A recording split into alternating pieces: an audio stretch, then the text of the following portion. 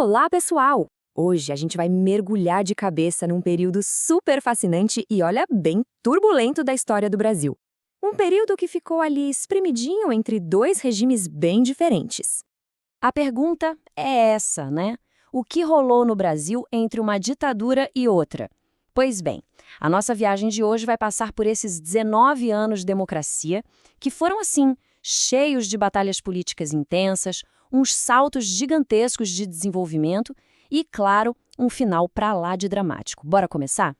Então, para começar a entender tudo, vamos lá. Em 1945, a ditadura do Estado Novo finalmente chegou ao fim.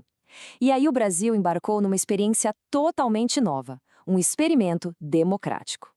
Olha só essa linha do tempo. De um lado, 1945, o fim do Estado Novo, do outro, 1964, o começo da ditadura militar. E nesse meio tempo? Pois é exatamente aí que a nossa história acontece. E acreditem, aconteceu muita, mas muita coisa. E a palavra-chave para entender essa nova fase é essa aqui: pluripartidarismo. Nome complicado, né? Mas a ideia é simples. Pela primeira vez em anos, vários partidos políticos podiam existir e competir livremente pelo poder. Pensem bem, isso foi uma mudança, assim, radical para a política do Brasil na época. Ok, novo cenário, novo presidente. O primeiro a assumir o comando foi Eurico Gaspar Dutra. O governo dele foi mais focado em ideias econômicas liberais. Mas a figura que ia realmente definir esse período, que ia chacoalhar tudo, estava prestes a voltar à cena. E falando nele, olha aí, a volta de Vargas e a tensão que veio junto. Getúlio Vargas, aquele mesmo, o ex-ditador, retornou ao poder em 1951. Só que desta vez a coisa era diferente. Ele foi eleito democraticamente, pelo voto popular. E o governo dele foi basicamente um grande campo de batalha de ideias. De um lado, os nacionalistas, que defendiam um Estado forte, controlando a economia, as indústrias nacionais. E do outro, os conservadores, que queriam políticas mais liberais e, para ser sincero, morriam de desconfiança do apelo popular que o Vargas tinha. E por que essa desconfiança toda?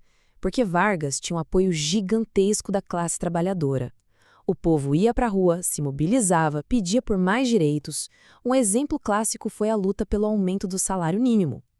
E é claro, né? Essa popularidade toda acendia um verdadeiro alerta vermelho para os seus oponentes.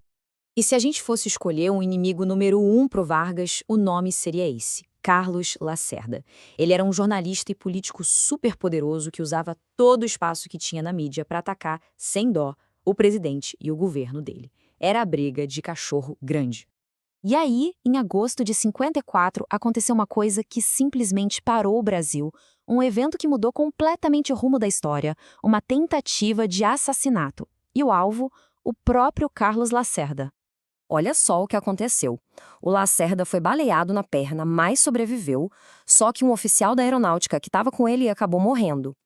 A investigação foi super rápida e logo descobriu que a ordem para o atentado tinha partido de alguém de dentro da equipe de segurança do Vargas. A pressão política em cima do presidente virou uma coisa assim gigantesca. O resultado de tudo isso foi devastador. Com o país inteiro em crise, com todo mundo pedindo para ele renunciar, a pressão ficou insuportável.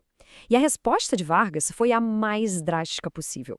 Ele tirou a própria vida, deixando uma marca final e, nossa, super dramática na história do Brasil. Depois desse choque imenso que foi a morte do Vargas, o Brasil precisava de um novo rumo. E elegeu um presidente com uma visão, olha, totalmente diferente. Entra em cena Juscelino Kubitschek, o famoso JK. Era uma nova era de otimismo, de sonhos de desenvolvimento.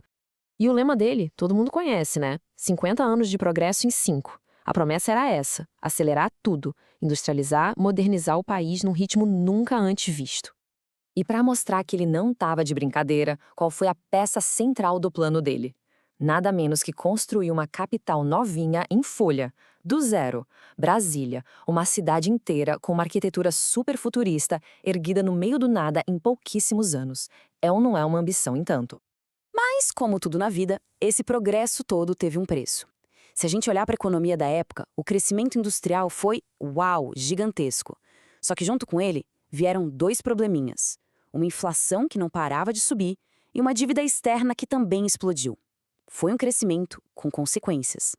E esses problemas econômicos que o JK deixou acabaram preparando o terreno para o que viria a seguir: Um período de crise bem intensa. A instabilidade política voltou com tudo, começando já com o sucessor dele, Jânio Quadros. Ah, o Jânio! Que figura! Ele era conhecido por um comportamento meio excêntrico, para dizer o mínimo. Tomou umas decisões bem estranhas. Tipo, ele tentou proibir o uso de biquínis nas praias. Mas não foi por isso que a presidência dele entrou para a história. Foi por uma coisa bem mais chocante. Pois é, no movimento que deixou todo mundo de queixo caído, depois de só 7 meses no cargo, o Jânio Quadros fez o quê? Renunciou. Simplesmente renunciou. E com isso, jogou o país numa crise política gigantesca. Com a renúncia, quem assume? O vice, João Goulart, mais conhecido como Jango. E o Jango tinha um plano bem ousado. Ele queria fazer umas mudanças bem profundas no Brasil, um pacote de medidas chamado reformas de base. A ideia era mexer em estruturas como a reforma agrária, a reforma educacional, só que essas propostas dividiram o país. Setores mais conservadores da sociedade, empresários, militares, viram tudo aquilo como uma grande ameaça, como algo radical demais. E essa tensão toda só aprofundou a crise, levando ao fim desse período democrático em 1964. Ufa! Foi muita informação, né? Um período realmente intenso da nossa história. Mas agora, para ver se ficou tudo fresquinho na memória, que tal um desafio? Bora testar o que a gente aprendeu? Vamos lá, primeira pergunta. Qual foi a principal característica política do período de 1945 a 1964? A resposta certa é a B, pluripartidarismo, a existência de vários partidos políticos competindo livremente. Beleza, vamos para a segunda. Que evento específico gerou aquela pressão imensa para que o Getúlio Vargas renunciasse lá em 1954? E a resposta é letra B. Foi a tentativa de assassinato contra o seu maior rival, o Carlos Lacerda. Terceira pergunta, essa é sobre o JK. Qual foi o projeto de construção mais famoso do governo dele? Essa para não errar, hein? E a resposta, claro, é a D, Brasília, a construção da nova capital do Brasil. Pergunta número 4.